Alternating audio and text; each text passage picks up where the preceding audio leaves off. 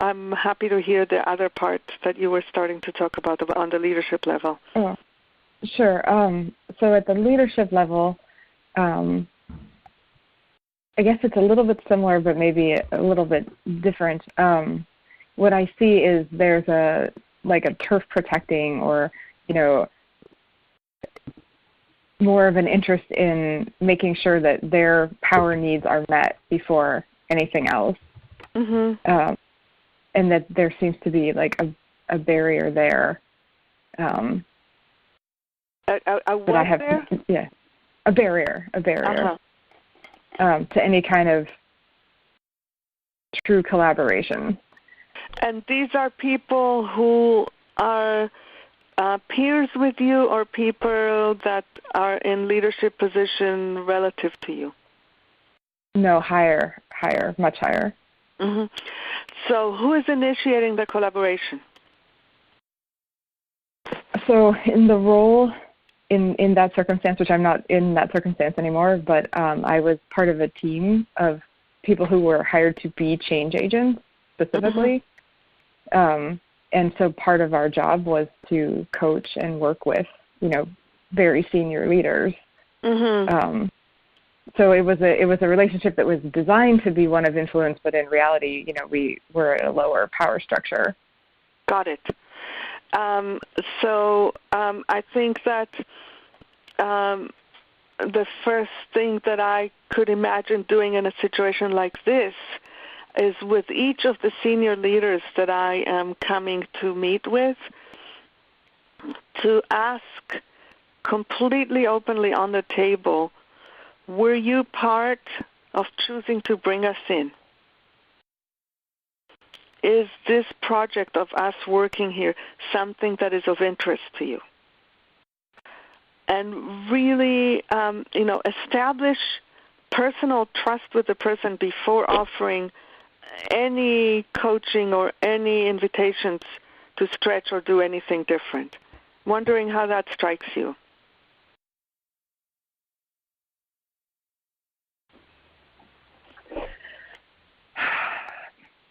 That would have been a very different path then. I mean, it's ancient history now, but... Yeah, I understand. Is it a path that is of interest to you, or is it a path that you think wouldn't work? I'm just really curious if you can imagine, kind of like retroactively imagine approaching a senior leader in this kind of way. I think there were some that could have been a path and could have built some alliance that would have helped. I think there are others that would not have worked. Mm-hmm. Yeah, I'm appreciating your saying this, because it's an opportunity to say what I want to say 100 times a minute to myself and everyone else. There isn't anything that always works. There isn't anything that fits for everyone. So, and it's back to what I was saying before. Whatever my theory is as to why the person is reluctant to collaborate with me, based on that theory, I would design the approach that would bring as much honesty and trust with the person relative to what I think is going on. And it requires me to think about what's going on in friendly terms and not in judgmental terms. Because oftentimes what happens, especially to people who are kind of like being brought from the outside as change agents, is that it's very easy to pick on people and say, that person is, a curmudgeon, non-collaborating, she or he will ruin the project. And if instead I really approach each interaction with each person with curiosity, as in, so this person has been not returning my phone calls. That probably means there's some way they think whatever it is that I'm here to do is bullshit and it's not worth their time. How can I engage with them about that? And it's kind of like really stepping, to the best of my ability, stepping into the shoes of the other person to have some inkling about what might be going on and then direct my interaction to that. Wondering if this kind of like principle is helpful. Yeah, yes, it is. Thank you. Thank you. Any follow-up comments or questions to this?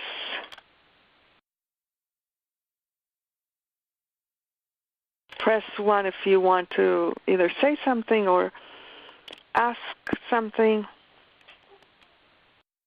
It was way more fun for me when there are more people who participate, so please don't be shy.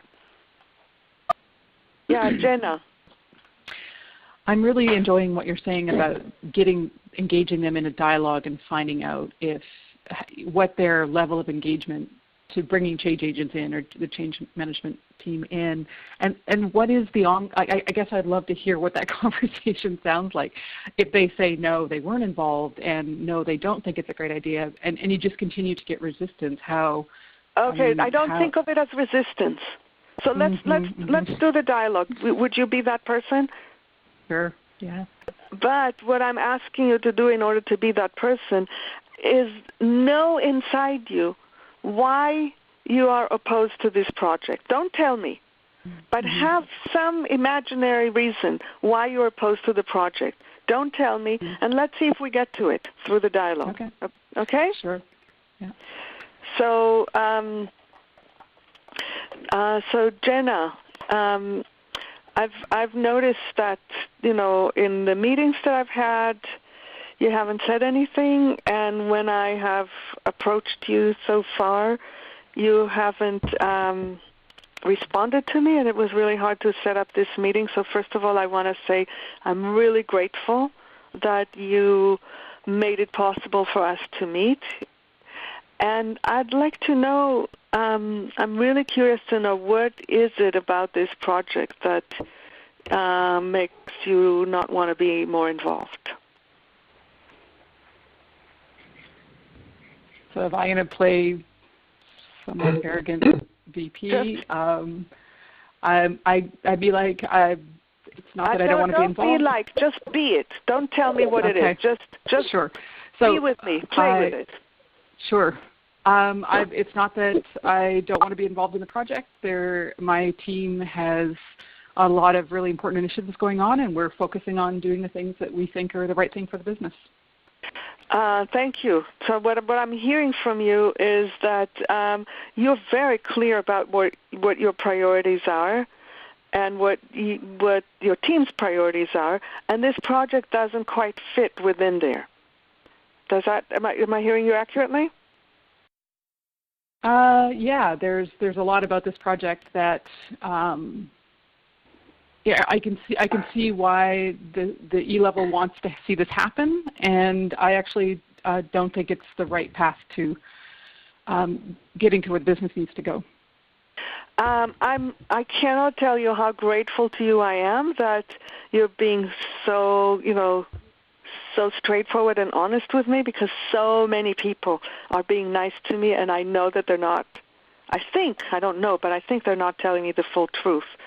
So I am wondering, since the project is still in the process of being shaped, if you can tell me what would need to change in this project for you to believe that it's relevant.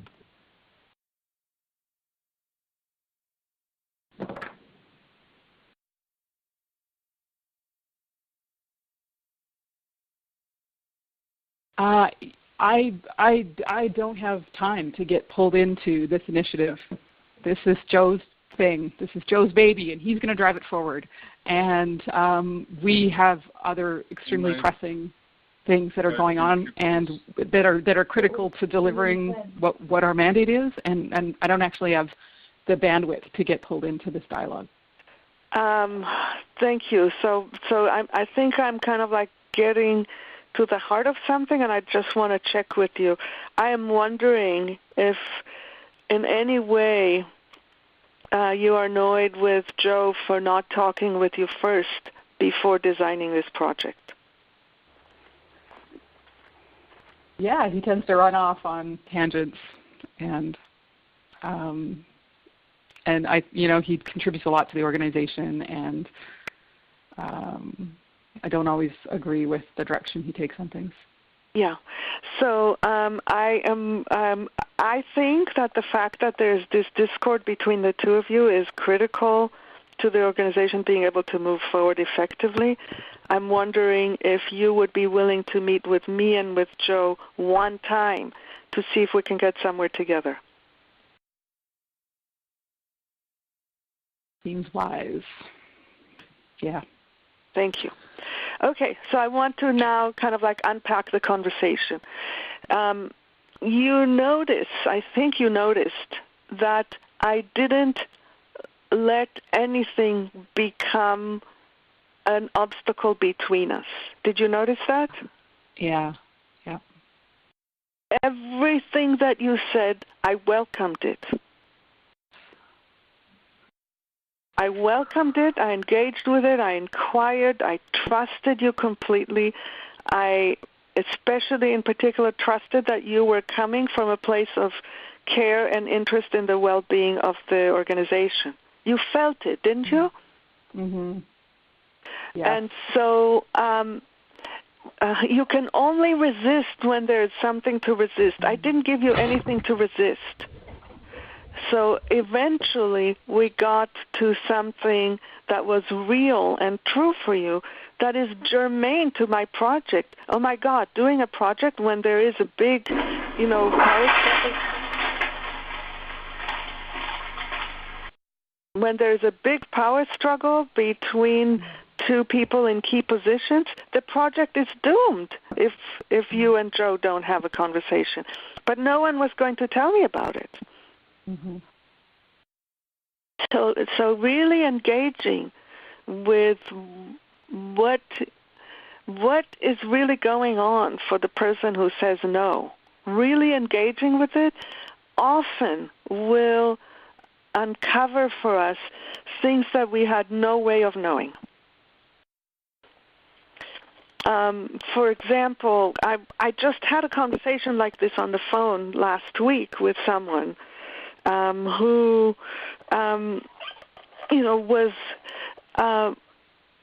was very unhappy about the idea of doing a team building exercise in an organization that I am working with. And so I had a conversation with him, and in that conversation I learned that although, the person above him thinks that everything is cool between them, there is actually some concerns that this person has about his boss that had not quite fully been expressed. And through finding this and engaging with him, he's now fully on board with the exercise, and I am more knowledgeable. If I were to call him resistant, then what would have happened is I would have come to do a team-building exercise during which he is sitting, with his arms crossed across his chest, not participating, which would have been a disaster. Well, thank you so much for pushing the point and making it concrete. Did this give you what you were hoping for? Yes, it raises a little bit of excitement and even a little bit of anxiety in my chest around opening up these really big conversations. But I can absolutely see that's where the heart of it is getting it really truthful. And I loved, I never felt like I didn't ever feel triggered, if that's the word, by what you said. It didn't feel like there's anything to push against. Yeah. Right. Thank you. Thank you. Yeah, thank you. And I want to loop back to Jillian for a moment and see if that was helpful for you to see this dialogue. Yeah, it was. As you were going through it, I was imagining, there's many, many stakeholders that if we could have sort of approached them one by one and built that up slowly, that could have had a very powerful effect. Thank you. Yeah. I'm all also. Right. Yeah. Oh no! Well, one other thought that came is that I think it takes a tremendous amount of courage on your part to, you you've got to have this fortitude to kind of keep present in the conversation when the other person doesn't want to be there, right? Yeah.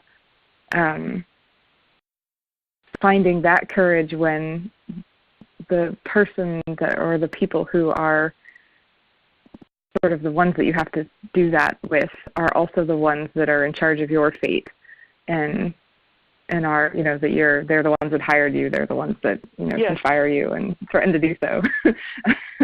Yes. How you find that courage when you're in yourself in sort of a power situation that's against you, you know.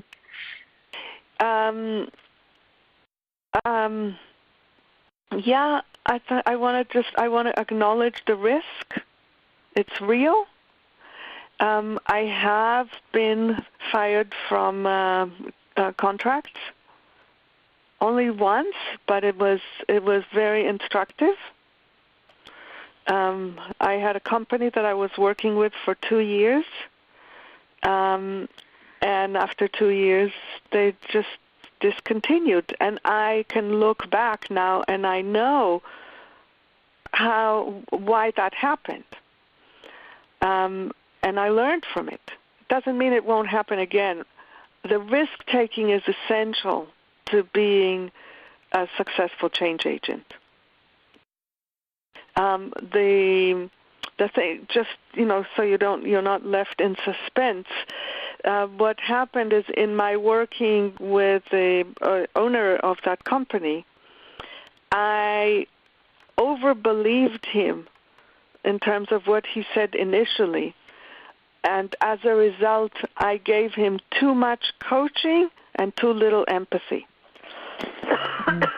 And over time, it became too much for him. And that's when it started getting too sensitive for him. He just decided not to continue the project. So yes, there is a risk, and without taking the risk, you minimize your effectiveness. I'm sure you know that. Yeah. Well, thank you. Uh-huh. And Teresa, you also had a follow-up comment or question about this? Yes, and the role play was even more